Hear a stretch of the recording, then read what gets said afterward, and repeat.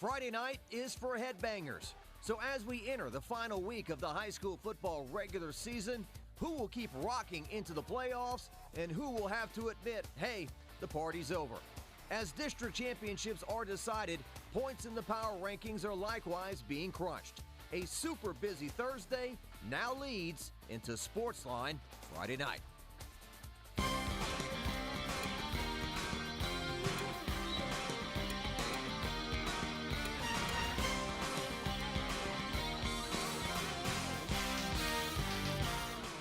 Welcome to another edition of Sportsline Friday night. We'd like to welcome Omar the Tiger to Baton Rouge. Hopefully he's enjoying the show tonight.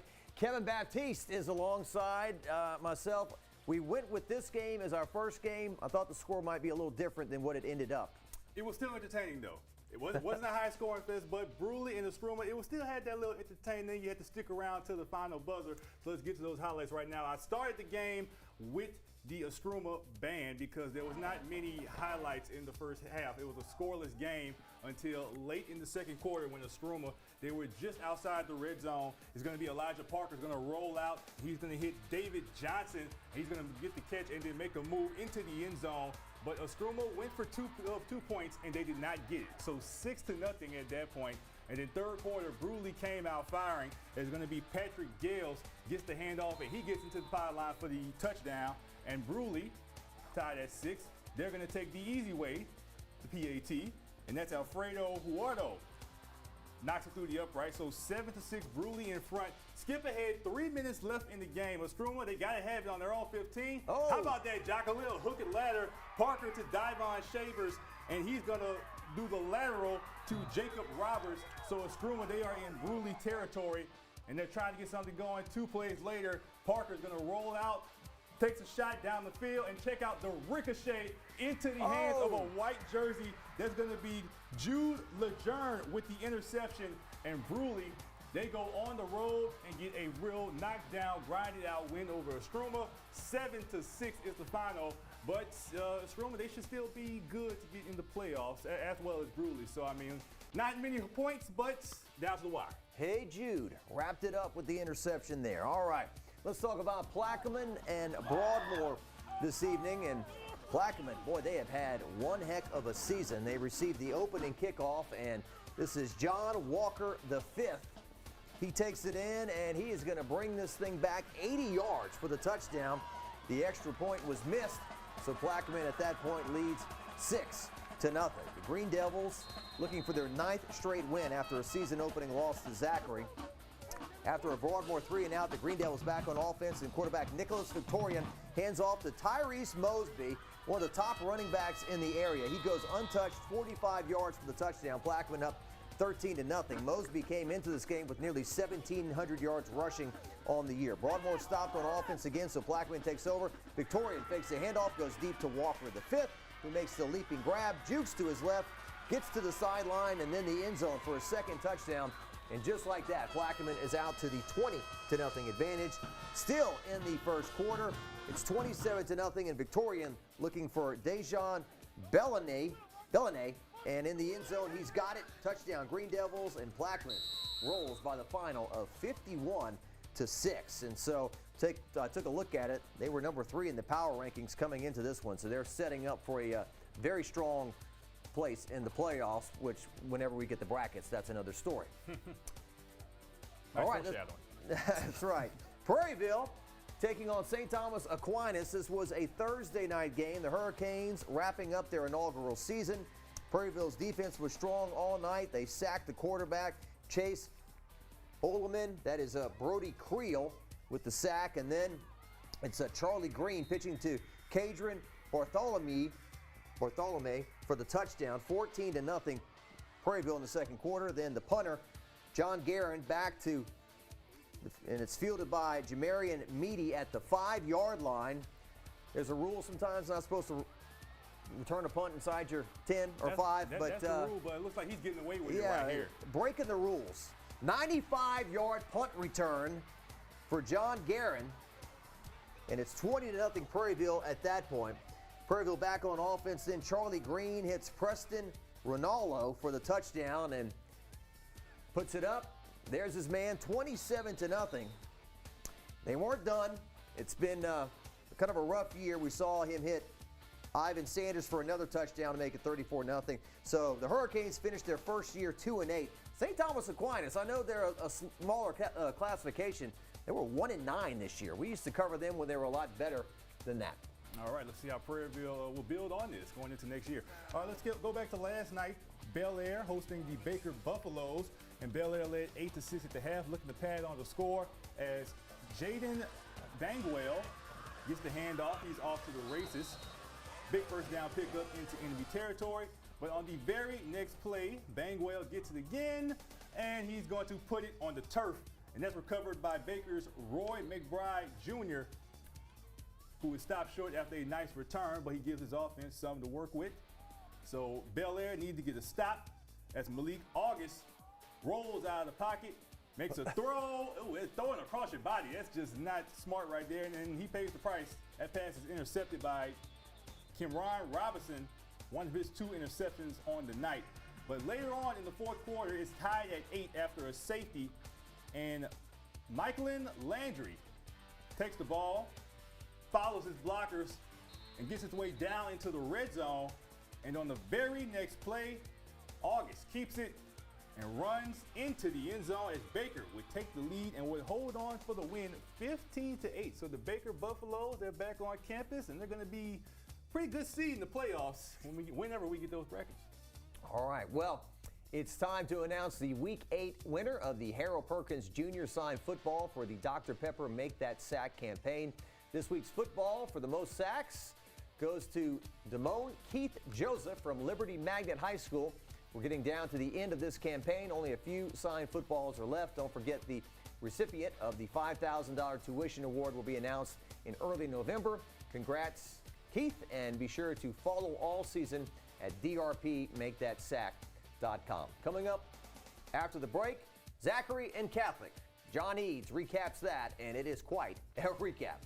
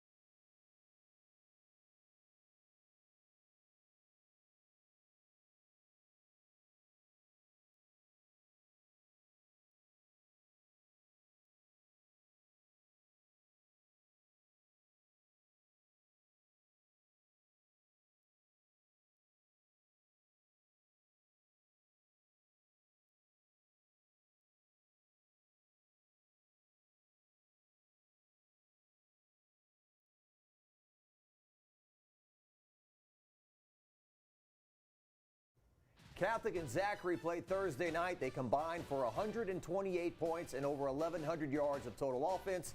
Here's John Eads.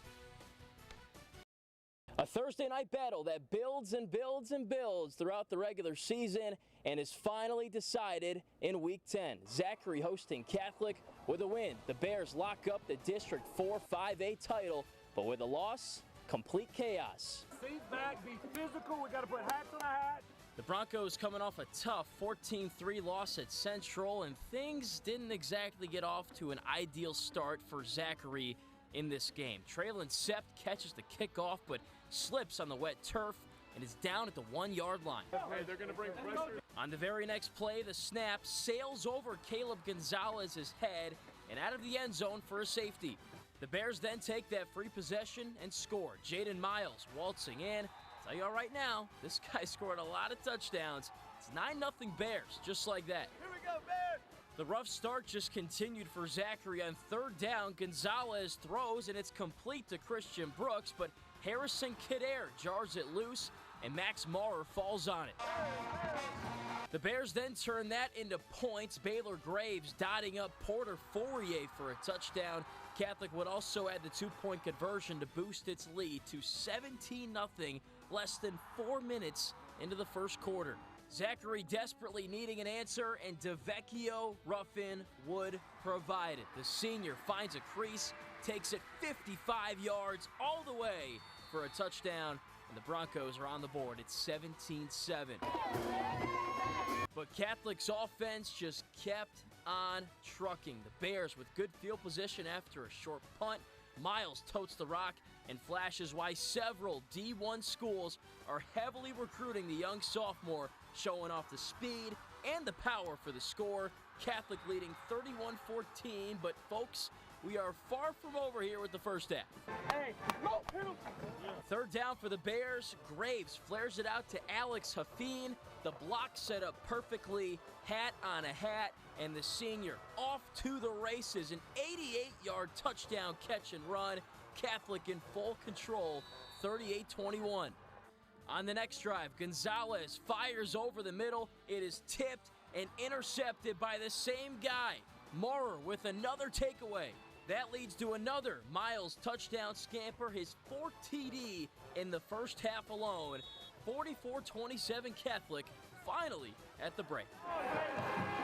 Plenty more scoring in the second half, though, and really excellent performances by both teams' starting running backs tonight. Ruffin adds to his monster day, bursting to the second level and scoring his 5th of 6 touchdowns in this game. 59-41, Catholic leading at this point early in the 4th. Right after that, David Brewerton calls for an onside kick, and the Broncos recover it. Cade Russell grabbing the loose ball. On the ensuing drive, Gonzalez putting the team on his back with some tough running. He bullies to the goal line for the touchdown. He was injured on the play, was down for a little while, did walk off under his own power. Zachary's got life. It's 59-48 Bears with 10 minutes to go. Both offenses would continue to go punch for punch from there, but in the end, Miles and the Bears offense with too much firepower. The running back scoring his school record 7th touchdown of the night, and Catholic ultimately outduels Zachary 73-55 to clinch the District 4 5A title. We were 6 minutes in and it felt like we had played a half. So back and forth, and I think our guys did a great job of just kind of weathering that storm and playing through it, right? So, you know, kind of some things that weren't perfect at different times, but they finished it up. The schemes that we put up, our offensive line dominated, wide receivers dominated, the blocking was there, everything was there. Everything we dominated. We got some things to work on, but we're going to get straight. John Eads, WAFB 9 Sports. Thank you for that, John. Yeah, Catholic and Zachary, these two never disappoint whenever they meet up for their annual Week 10 showdown. 2 things. One, we already have our front runner for Sportsline Player of the Week. And 2, I mean, can't wait to see these 2 teams in the playoffs in their respective brackets whenever that time comes. So, hey, look, we are just getting started on Sportsline Friday night. We will stick with those Thursday night games coming up after the break.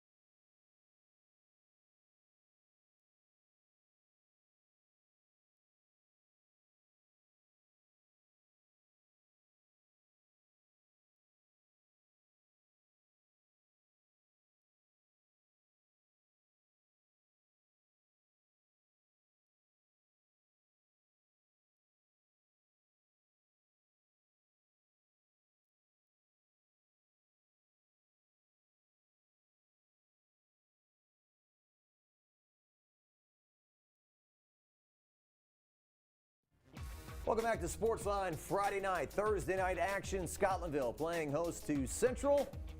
And early on, it was Marvin Joseph taking the direct snap for the Wildcats and surging ahead for the touchdown. Scotlandville then trying to punt. They were deep in their own end, and the punt will be blocked. This is Caden Loop blocking the punt.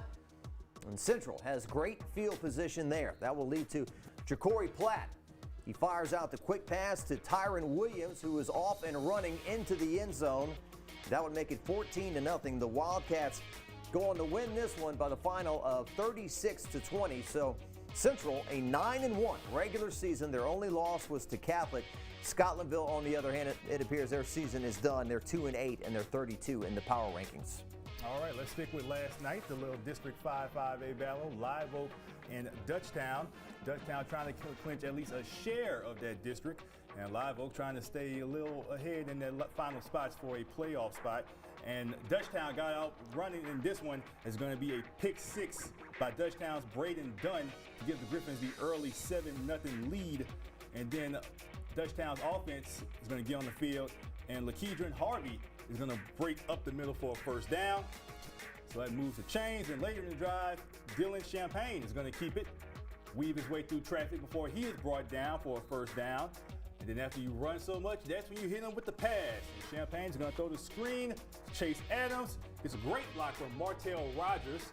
So that moves the chains again and continues to move the clock. And then they went back to their running game as Harvey is going to get the handoff, break to the outside, and he is going 30 yards for the touchdown. 14-0 Dutchtown. They go on to win 42-13. So Dutchtown looking pretty in the Division I non-select power ratings, and Live Oak. We'll see how they look in the brackets. We will be right back after this.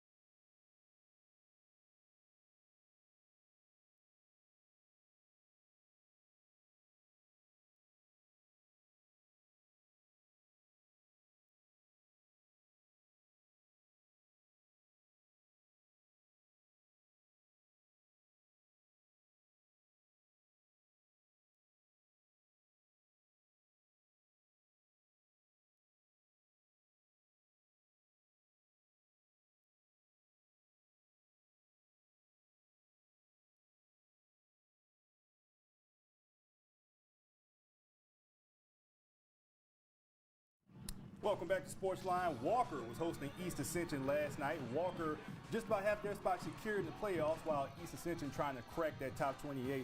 First drive of the game. Matter of fact, Walker wasted no time as Troy Sills was going to hit Braylon Kent for the touchdown.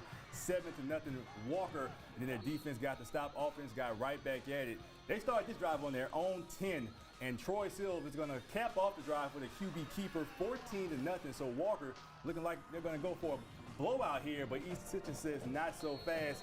Second quarter, they're just outside the red zone. Hudson Browning fakes it. Beauty of a ball to Justin Oubre for the touchdown. 14-7 as the Spartans cut the lead. And then their defense gets a stop. Offense is going to get right back at it. They get right down to the goal line. It's going to be Deron McZeal. Direct snap, follows his blockers, finds a crease, and he is into the end zone for the touchdown. That ties it up at 14. East Ascension took the lead right before halftime with a field goal, and then Walker got a field goal on the first drive of the second half. So it's tied at 17 at this point. Browning is going to roll to his right. Look at this athleticism right here from Walker's Jonathan Russo. The tip and then follows it for the interception. That's a highlight for you, young man. Sets his offense up in good field position, and that leads to Caden Jones, his first of 3 touchdowns on the night, 24-17, as Walker goes on to win 38-17. Ascension Catholic and East Iberville. Ascension Catholic's Camille LaBeouf at quarterback, play action pass.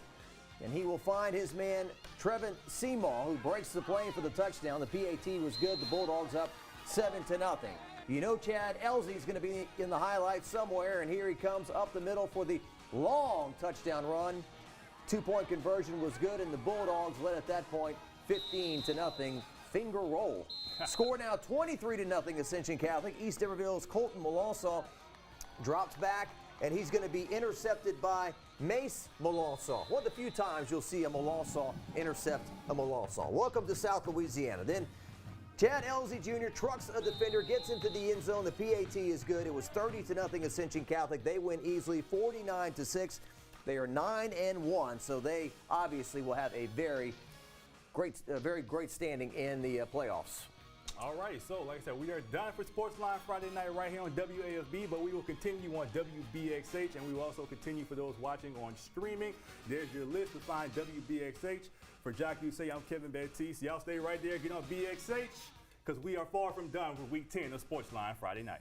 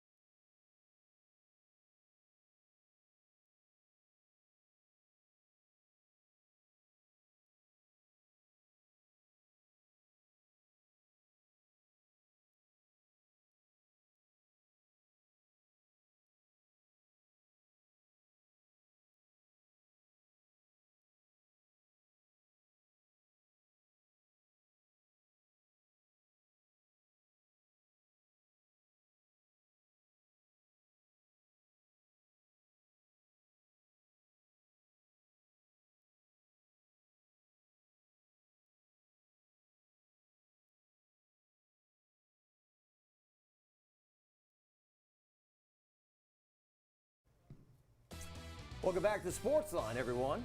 All righty, yeah, very abrupt, but yeah, welcome back. Caught me off guard a little bit, but yeah, I'm Kevin Baptiste. Yeah, it's Jock. Anyway, Jock, earlier we showed Dutchtown clinching the share of District 5-5A with their win over Live Oak. Santa Mar had a chance to also get the share if they defeated Denham Springs. Santa Mar has gotten hot for sure. David Oliver's team playing some great football down the stretch. They led 24-0 over Denham Springs, and Denham trying to make a rally. Jerry Horn has the big pass to Deshaun Goldman for the first down, and then that would lead to Another pass coming up to Colton LaBeouf for a touchdown here as Horn fires it across the middle, and that's a catch and run score to make it 24-6.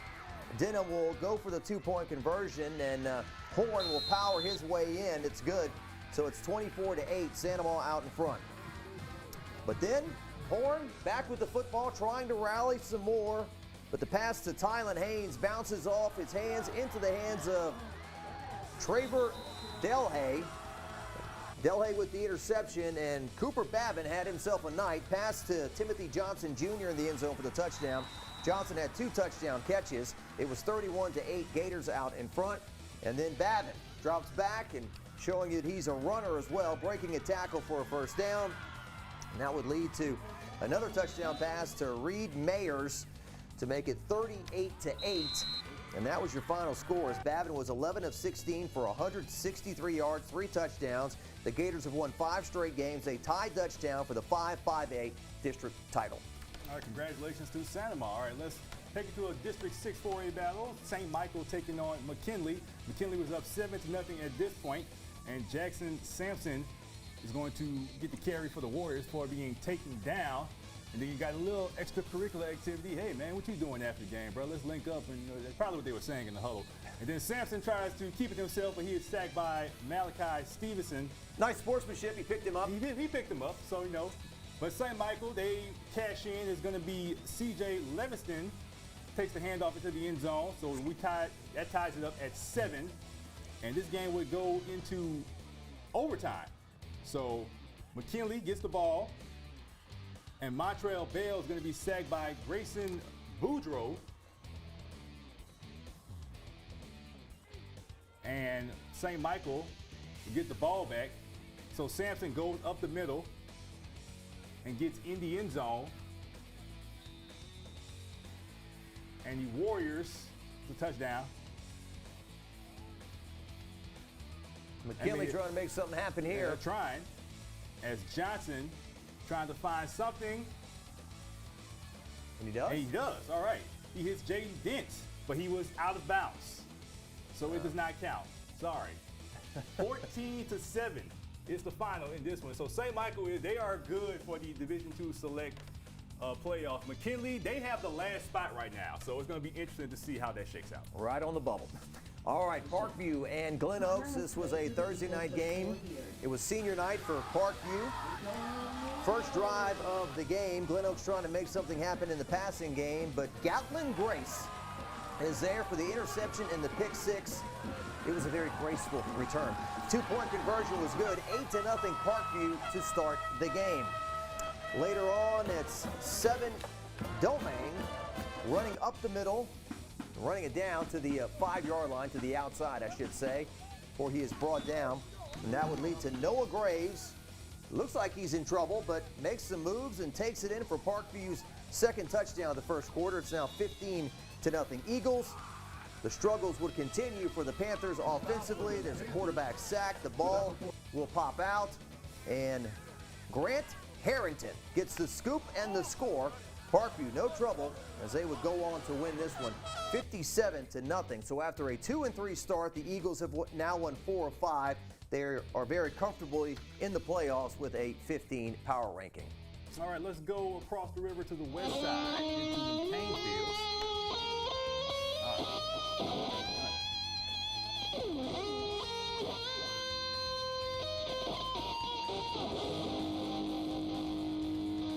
That's the coolest thing I've ever seen on this show. All right, no, you're a fan of that 80s rock stuff. I know you appreciate that. That's Jaden Toussaint shredding the national anthem on the guitar. And then right after that, North Riverville's Jeremy Favorite goes 65 yards for the touchdown. He has 1,000 yards rushing on the season as the Bears take a 7-0 lead over Ascension Christian. And then in the second quarter, their offense gets right back to it as Mikael Toussaint Jr. spins through tackles, breaks through another, and carries defenders into the end zone for the touchdown. So 13-0 Bears at that point. Ascension Christian trying to make something happen, but nothing, as Gerard LaBeouf is going to fumble the handoff, and Rhett Roussel is going to recover it.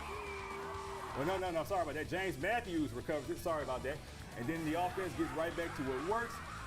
Those running backs, Jeremy Favorite for the touchdown, and North Riverville would get the 2-point conversion as well. So 21-0.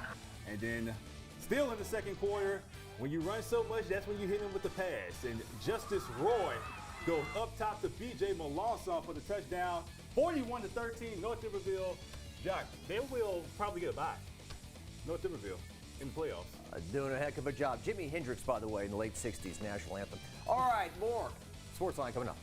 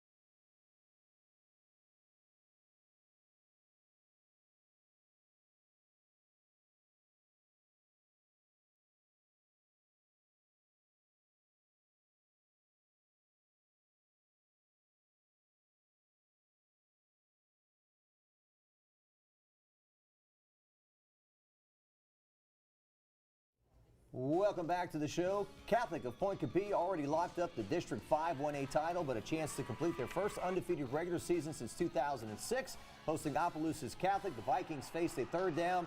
Cross Gillen takes a screen pass, or tries a screen pass, telegraphed by Luke Vosberg, and is taken all the way back for the pick six. 6-0 Catholic Point Capee. 12-6 Opelousas Catholic. Parker Jewell takes the handoff, breaks several tackles, rips off a long run down near the goal line, trying to get it over and can't quite get it, but still an outstanding run. Moments later, Jude Morrison powers into the end zone, so the Hornets tie the game up at that point, 12-12. Opelousas Catholic pieces together a nice drive, picking up a few first downs. Rowan Bourgeois caps it off with a scoring scamper. The senior had a big night. It was 26-12 Vikings at the half. Catholic Point Capee, they woke up. They came out hot in the second half. Micah Nipple takes the handoff, lobs it over to Jewell for the score, 26-18 Opelousas Catholic in the third quarter. On the next drive, third down for the Vikings, Gillen drops off another screen pass, but throws it to the wrong color jersey. Carter DeVilliers catches the pick, weaves through the white uniforms, and he will score. The Hornets tie the game up at 26 with the two-point conversion. But it was all Vikings from there. Opelousas Catholic took a kickoff back to the house. Roderick Tazzino was unstoppable. The receiver caught 3 touchdowns in the second half to propel the Vikings to the 56-32 victory. So for the first time this season, Catholic Point Capee taste defeat. Oh, a lot of points in that one. All right, let's go to Dunham. They were taking on Slaughter. This game was played at Zachary because they wanted to play on turf. Dunham coming in a perfect 9-0, trying to finish the regular season undefeated. And they wasted no time trying to achieve that as Elijah Haven would fake the handoff to Trevor Hammond and then hit Tyler Sotile for the touchdown. So 7-0. The offense right back at it again. Haven with a beauty to Hammond for the touchdown. So 14-0 Dunham at that point. Slaughter's Tykemian Ford tries to pass, but that is tipped and caught by Grant Morgan for the pick six. 21-0 Dunham. And they are just having a blast. Dunham now in a hurry-up offense, and that's a deep touchdown pass to Jarvis Washington.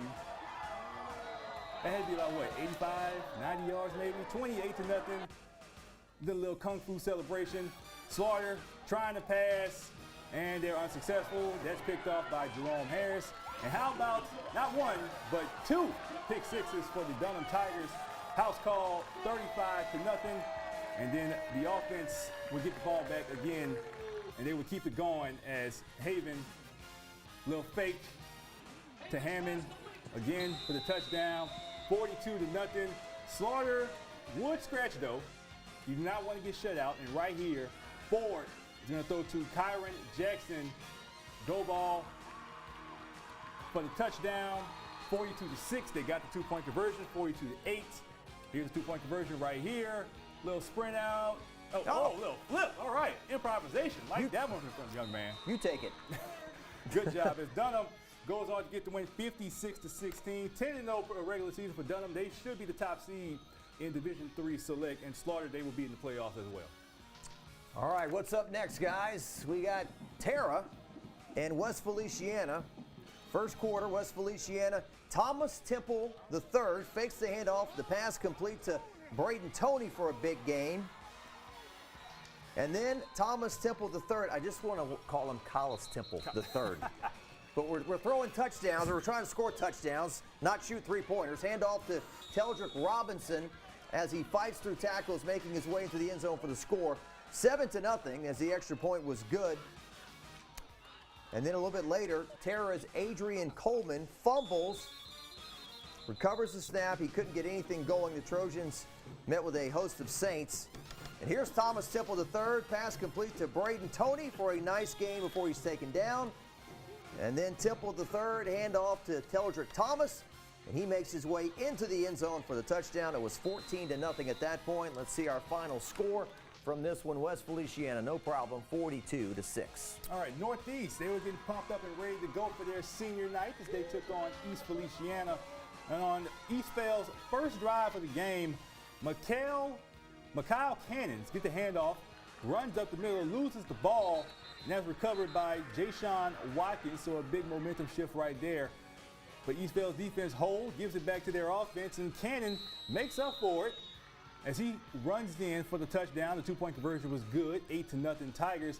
Later on in the second quarter is going to be Marcus Cannon rolls out and throws to Caden Wilson for the touchdown. So 16 to nothing East Vale. Tigers with the ball again, and it's going to be Marcus Cannon throws over the middle. Tayshawn Toney, nice catch in between two defenders for the nice gain. And you cannot let that play go to waste. A couple plays later, Cannon with the quarterback keeper, tough run into the end zone for the touchdown as Eastvale rolls in this one. 50 to 6 is the final. They will be in the Division IV non-select playoffs. Got more to come on Sportsline Friday night. Y'all stay right there.